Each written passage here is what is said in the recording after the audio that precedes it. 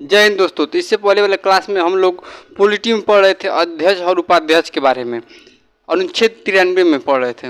अब देखिए अनुच्छेद 94 से लेकर अनुच्छेद 106 तक है, ज़्यादा इम्पोर्टेंट नहीं है, उतना इम्पोर्टेंट नहीं है, इसको बस थोड़ा थोड़ा देख लेते हैं। अनुच्छेद 94 में कहा गया है अध्यक्ष और उपाध्यक्ष का अगर पद खाली हो जाए, मतलब कि अगर अध्यक्ष या उपाध्यक्ष अपने पद से इस्तीफा दे दे या फिर उनका मृत्यु हो जाए, किसी कारणवश उनका पद खाली हो जाए, तो क्या उसके बारे में दिया गया है। अनुच्छेद 95 में दिया गया अध्यक्ष के पद पे कर्तव्य का पालन, मतलब कि अध्यक्ष जो होता है लोकसभा का अध्यक्ष, उसका क्या क्या कर्तव्य बनता है। अनुच्छेद 96 में दिया गया है पद से हटने का विचाराधीन। अनुच्छेद 97 में दिया गया है कि सभापति उपसभापति और अध्यक्ष और उपाध्यक्ष का जो वेतन है, मतलब कि सभापति का वेतन, उपसभापति का और अध्यक्ष और उपाध्यक्ष का जो वेतन है कहाँ से दिया जाएगा, इसके बारे में दिया गया है।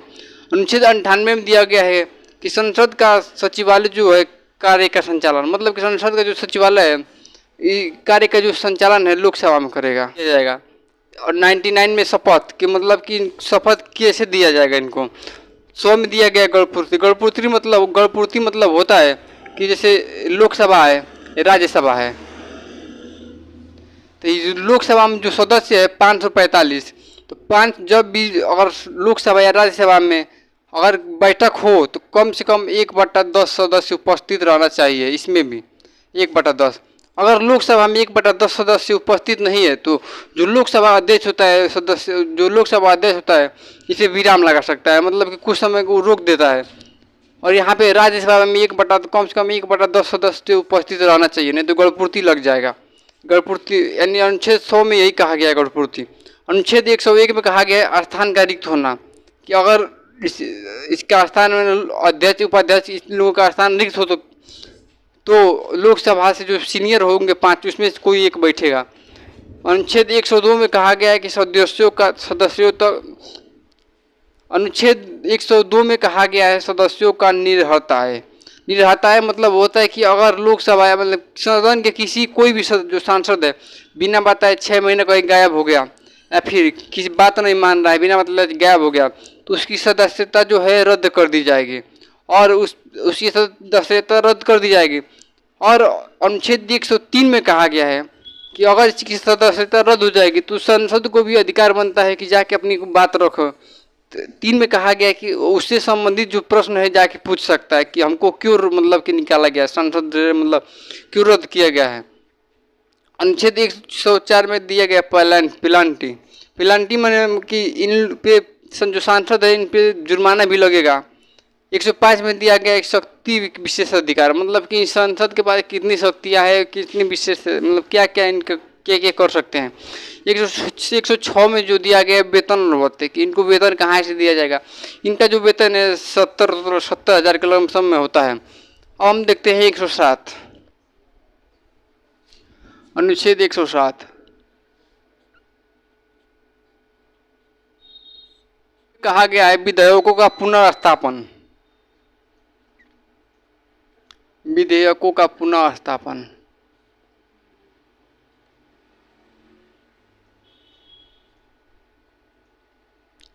इसका मतलब समझिए क्या होता है। जैसे कोई भी जो विधेयक होता है कैसे पास होता है और राष्ट्रपति के साइन करने के बाद कानून कैसे बन जाता है, तो एक इसके बारे में देखिए कैसे। यहाँ पे अगर कोई भी विधेयक को पास कराना है तो सबसे पहले उसका प्रारूप बनेगा। प्रारूप मतलब होता है ड्राफ्ट। ये प्रारूप बनेगा इसका। अब ये प्रारूप बन के इसको प्रारूप को बनाएगा कौन, तैयार कौन करेगा। जो प्रारूप तैयार होता है इसको सचिवालय करता है, सचिव करेगा या फिर विभाग। और जो सचिव होते हैं IAS रैंक के अधिकारी होते हैं।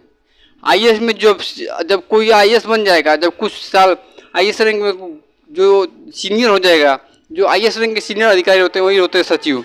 ये क्या करते हैं, सबसे मेहनत का कार्य जो है इन्हीं लोगों का होता है, क्योंकि प्रारूप तैयार करते हैं कि और कोई भी कानून को लागू करना है तो उस कानून को में क्या क्या अच्छाई होंगी, उस कानून के बारे में बहुत अच्छे तरह से उसका प्रारूप तैयार करते हैं। ये तो तैयारी करके भेज देते हैं लोकसभा संसदन में, इसको तैयार करके भेज देंगे सदन में होगा लोकसभा और राज्यसभा। अब देखिए ये तो भेज दिए सदन में, तो अब सदन में जैसे ही आएगा तो यहाँ पे क्या होगा, यहाँ पे इसके बारे में चर्चा होगा, इसके बारे में बहस होगा, फिर चर्चा बहस हो जाने के बाद से मतदान होगा, और मतदान हो जाने के बाद से यहाँ से पास किया जाएगा, ट्रांसफर किया जाएगा। अब यहाँ से जो पास होगा, यहाँ से लोकसभा मतलब जो सदन से निकलेगा, सदन से निकलने के बाद से ये बन जाएगा विधेयक। लेकिन यहाँ पे जो था, यहाँ पे इसको कहेंगे पुनः स्थापन, मतलब पुनः स्थापन। जैसे प्रारूप बनता जाता है सदन में तो पुनः स्थापन होता है, और सदन जो सदन है लोकसभा और राज्यसभा से इस पर चर्चा होता है, इस पर बहस होता है कि मतलब क्या हो, इस कानून में क्या सुधार होना चाहिए, क्या नहीं होना चाहिए। जब ये चर्चा बहस हो जाएगा तो इस पर वोटिंग होगा। अगर ये लोकसभा से पास होकर राज्यसभा में, राज्यसभा से और पास हो जाएगा तो ये बन जाएगा विधेयक। और इस विधेयक पे अगर यहाँ पे राष्ट्रपति साइन कर देंगे, इस विधेयक पे राष्ट्रपति साइन कर देंगे, राष्ट्रपति साइन कर देंगे तो बन जाएगा एक कानून, इसको कहेंगे एक्ट, ये बन जाएगा कानून। जैसे जब 370 हटा था तो सबसे पहले उसका प्रारूप तैयार हुआ था 370 का कि क्या क्या होना चाहिए। उसके बाद से लोकसभा राज्यसभा में भेजा गया, शाम को मतलब लोकसभा से राज्यसभा 1-2 दिन के अंदर राष्ट्रपति साइन कर दिए, वो हट गया 370, किसी को पता ही नहीं चला। इसी तरह जो 370 हो गया, जीएसटी हो गया, जीएसटी जब लागू हुआ था तो उस पर प्रारूप तैयार हुआ था पहले, और जैसे प्रारूप तैयार हुआ तो उसको भेजा गया लोक सदन में उस पर चर्चा हुआ, बहस हुआ, उसके बाद से उसका मतदान हुआ, मतदान हो गया, उसके बाद से उसको भेज दिया गया विधेयक को राष्ट्रपति के पास, और राष्ट्रपति उस पर साइन करके उसको कानून बना दिए, एक्ट बन गया।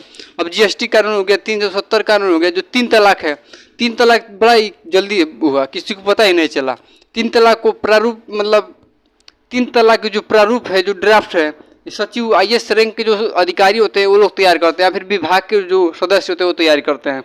तो जो 3 तलाक का जब ड्राफ्ट तैयार हो गया तो उसको भेजा गया सदन में, सदन में जैसे गया वहाँ पे चर्चा हुआ, बहस हुआ, मतदान हुआ, उसके बाद से विधेयक बन गया, और विधेयक बन के भेज दिया गया राष्ट्रपति को, और राष्ट्रपति उस पर साइन करके उसको कानून बना दिए।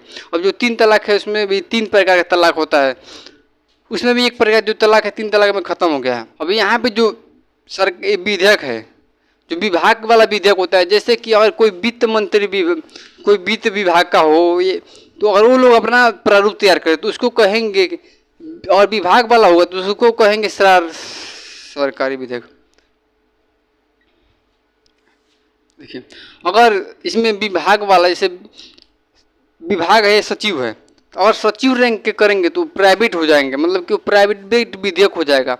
अगर विभाग से जैसे वित्त मंत्री जो है, वित्त मंत्री कोई अपना नया कानून लाना चाहता है तो वहाँ पे क्या होगा कि विभाग है, वित्त मंत्री तो एक, अब वित्त मंत्री अपना एक कानून बनाने के लिए प्रारूप तैयार करेगा, उसको लोकसभा राज्यसभा में भेजेगा तो उसको कहेंगे जो सरकारी विधेयक, उसको जब सरकारी विधेयक कहेंगे, और जो सचिव करेंगे प्राइवेट विधेयक हो जाएगा। अब अनुच्छेद 108, आर्टिकल 108, आर्टिकल 108 में कहा गया है संयुक्त अधिवेशन, संयुक्त अधिवेशन। अभी क्या होता है संयुक्त अधिवेशन, तो इससे पहले वाले क्लास में हम भी बताए थे संयुक्त अधिवेशन क्या होता है। तो देखिए अगर क्या होता है,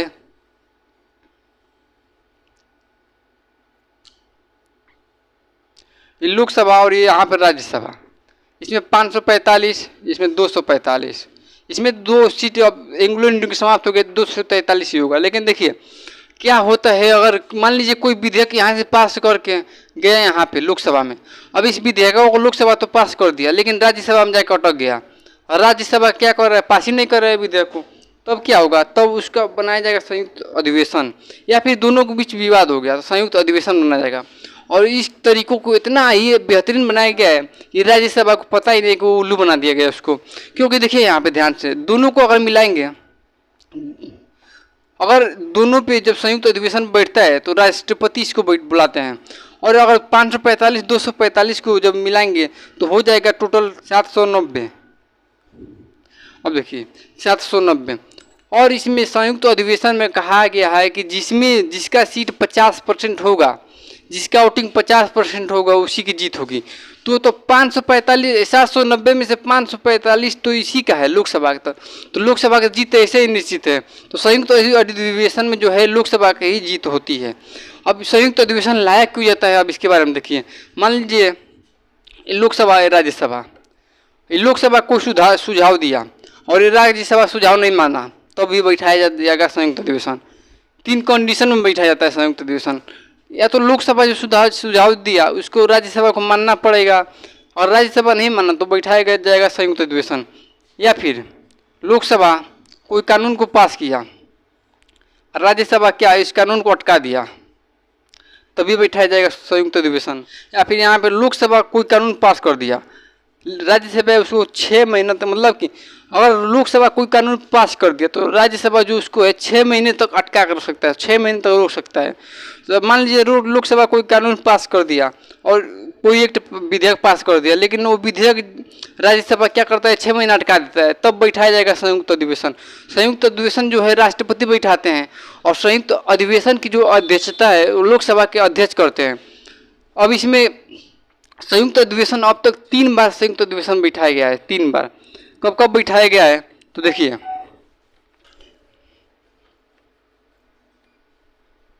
1961 में बैठाया गया था। 1961 में दहेज पे,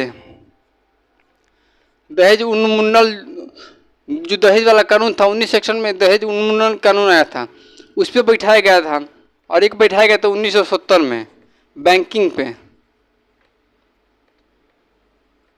और एक 2002 में बैठाया गया। 2002 में जो बैठाया गया पोटा का कानून, मतलब कि यहाँ पे देखिए 1961 में एक संयुक्त अधिवेशन बुलाया गया था। 1961 में जो दहेज उन्मूलन था उस पर बैठाया गया 1961 में, और कहा गया कि दहेज, मतलब कि दहेज बहुत ही बुरी चीज़ है, दहेज नहीं लेना चाहिए। इसमें भी क्या होता है कि दहेज एक तरफ से देखेंगे तो लड़की वाले और लड़के वाले, जो लड़की वाले होंगे, मान लीजिए कोई लड़की वाले मिडिल क्लास फैमिली से है, अब ये क्या करेंगे, जो होंगे आईएएस, जो शादी करने के लड़का जो होंगे आईएएस, शादी करने के लिए जो लड़का जो होंगे आईएएस को जो होंगे, तो जो बिचवा में जो गैप होता है इसको पैसे से भरते हैं, वही दहेज होता है। अब पैसा लेके कभी भी शादी विवाह करिए तो मिडिल क्लास, मतलब कि अपने बराबरी में करेंगे तो दहेज नहीं लगेगा। और इसमें भी दहेज नहीं लेना चाहिए किसी को भी, दहेज बहुत ही खराब चीज़ है। और यहाँ पे 1961 में एक कानून आया था दहेज उन्मूलन पर। उसके बाद से 1970 में आया था बैंकिंग पे। बैंकिंग मतलब कि जब 1970 में बैंकों का राष्ट्रीयकरण हो रहा था, जब बैंकों का राष्ट्रीयकरण हो रहा था तब 1970 में संयुक्त अधिवेशन को बुलाया गया था। और एक बार 2002 में आया था पोटा। पोटा मतलब कि आतंक, जैसे जब आतंकवादियों पर बुलाया गया था संयुक्त अधिवेशन की, आतंकवादियों के बारे में जानने की। सबसे ज़्यादा जो पावर है लोकसभा के पास है, लेकिन यहाँ पे देखिए 2 ऐसे कंडीशन है जिसमें दोनों को सेम पावर दिया गया है। 2 ऐसे कंडीशन, एक है महाभियोग,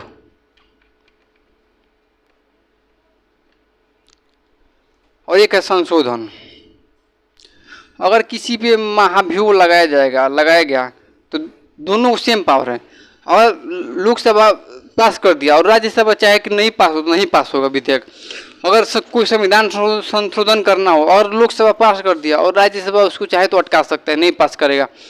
तो महाभियोग और संशोधन एक ऐसी प्रक्रिया है जिसमें दोनों लोकसभा और राज्यसभा दोनों को सेम पावर दिया गया है। कोई ज़्यादा शक्तिशाली या फिर कम शक्तिशाली इसमें नहीं होता है।